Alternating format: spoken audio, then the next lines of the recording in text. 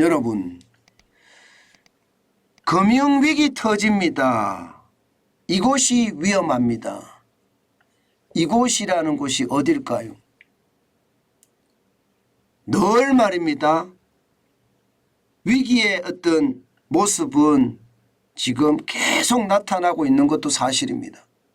그럴 수밖에 없는 게 미국의 금융이 줄줄이 부러지고 있고요. 유럽의 금융마저도 부러지고 있으니까 우리나라에는 약한 고리가 없을까? 이렇게 생각할 수밖에 없잖아요. 우리나라에도 약한 고리가 굉장히 많거든요.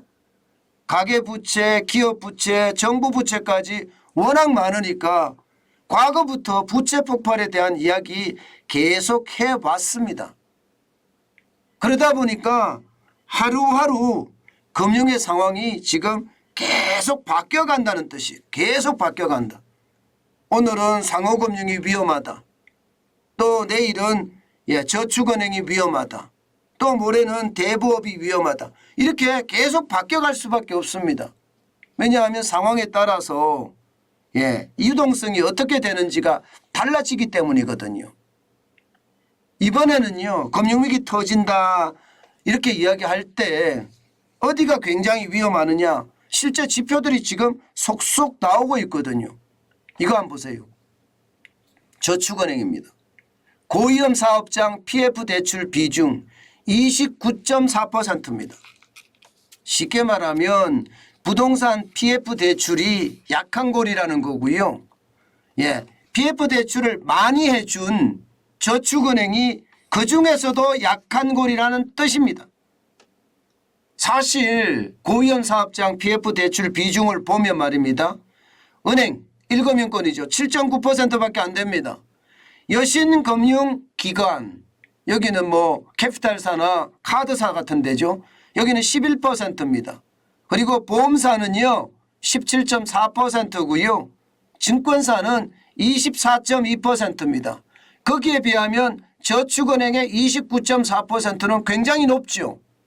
증권사의 24.2%도 굉장히 높습니다. 그렇지만 저축은행의 29.4%가 훨씬 높다는 사실이에요.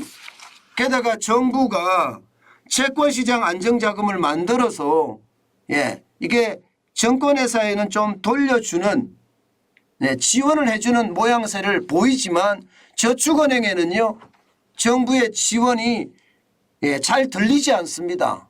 이렇게 됐을 때 여러분, 저축은행의 고위험 사업장 PF 대출 이거 감당할 수 있을까요?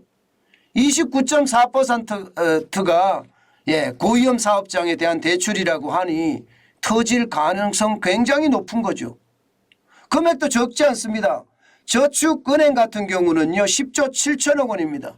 이 중에서 연체 잔액을 보면 3천억 정도 되는데 퍼센테이지로는 2.8%의 연체율입니다.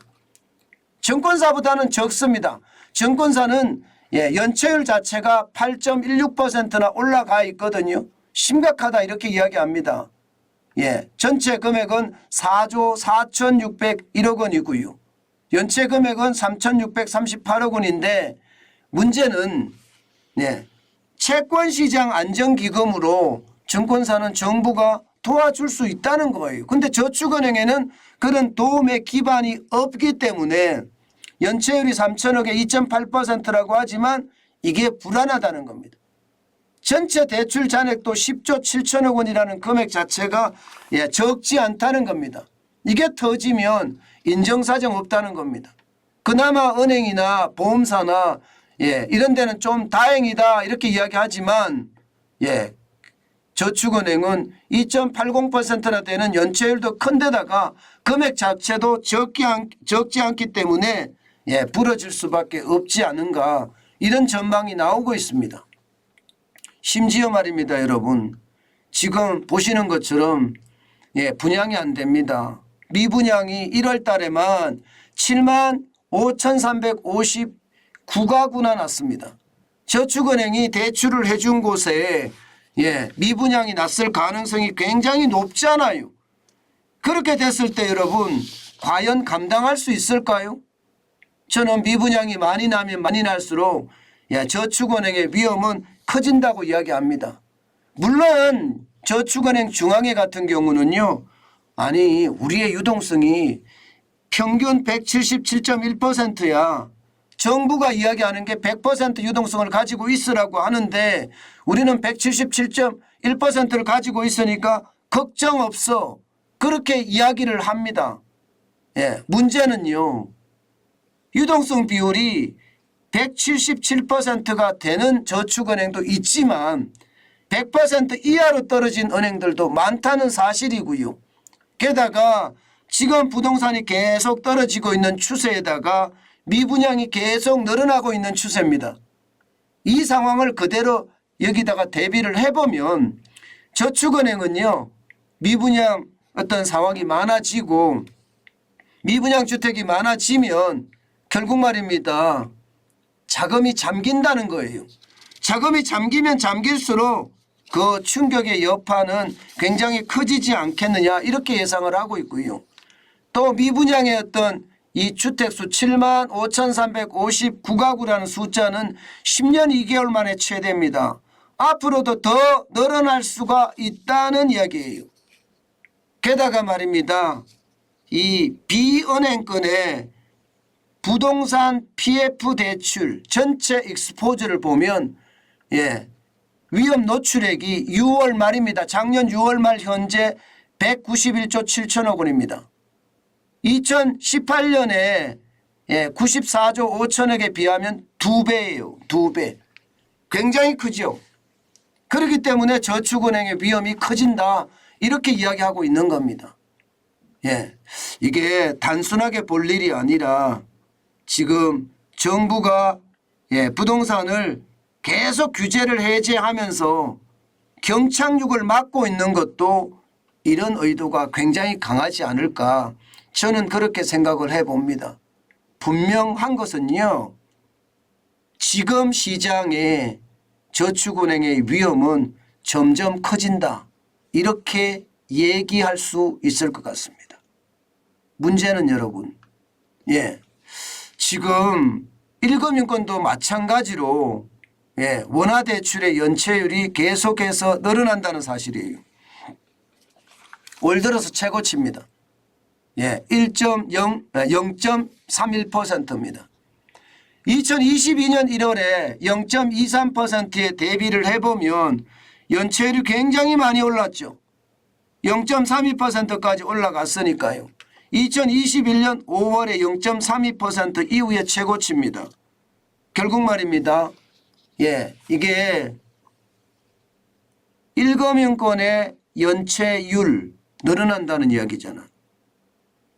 소득이 늘어나서 갚을 수 있는 능력이 많아지면 연체가 안 될 텐데 이게 연체가 계속 일어나고 있다는 것은요. 우리 금융권의 위협이 점점 커진다 이렇게도 이야기할 수가 있습니다. 여기에다가 대출 만기 연장 금액이 여기다가 합쳐진다고 생각을 해보세요. 대출 만기 연장 금액이 133조 3천억 원이나 됩니다. 장난 아닌 금액이에요. 그것까지 합쳐졌을 때는요. 시장의 위험이 높아질 수밖에 없다. 이런 생각이 들고요. 여기에다가 여러분 대한민국 말입니다. 전 세계적으로 봤을 때 모바일 뱅킹이 가장 잘 돼 있는 나라입니다. 여러분 보시다시피 하루에 모바일 뱅킹으로 이용하는 실적 보세요. 2022년에는 14조 1,758억 원입니다.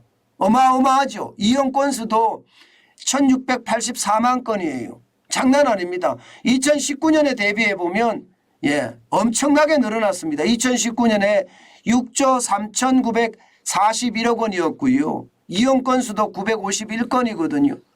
다시 말해서 모바일 뱅킹이 늘어난다.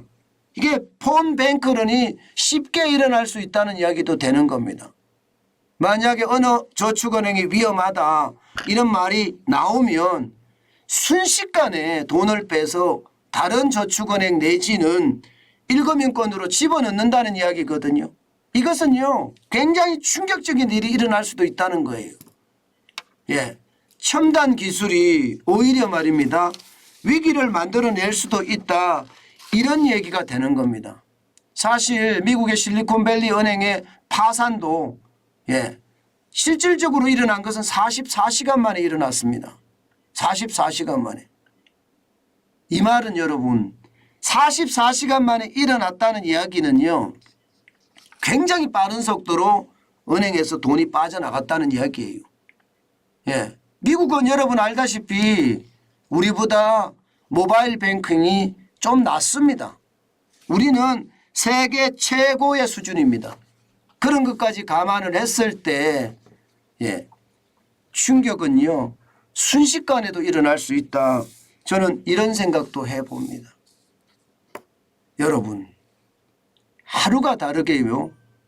이금융권에 대한 위기, 어느 날은 상호금융, 어느 날은 증권사, 어느 날은 손해보험사 이렇게까지 자꾸 나온다는 것은요. 그만큼 그 분야의 위기가 커지고 있다는 뜻입니다. 매일매일 이게 상황에 따라서 굉장히 달라진다는 것 여러분 반드시 기억하시고요. 여러분들 자산을 지키기 위해서는요. 저는 그렇게 생각을 합니다. 예금자 보호 한도 금액 있죠. 5천만 원이라 그러면 이자까지 포함했을 경우 한 4,700만 원 정도 될 거라고 예상을 하는데요. 이 정도만 저는 넣어주고요. 나머지는 1금융권 안전한 곳에 분산 배치하는 것 굉장히 중요하다고 생각합니다. 위기 때는 그렇게 할 수밖에 없습니다. 단순하게 나한테 안 오겠지 아닙니다. 여러분한테 갑니다. 나는 예외겠지 없습니다. 어느 누구도 예외에 해당되지 않으니까요. 굉장히 중요한 요소로 생각을 하시고 분산 배치하는 거 잊지 말았으면 좋겠습니다.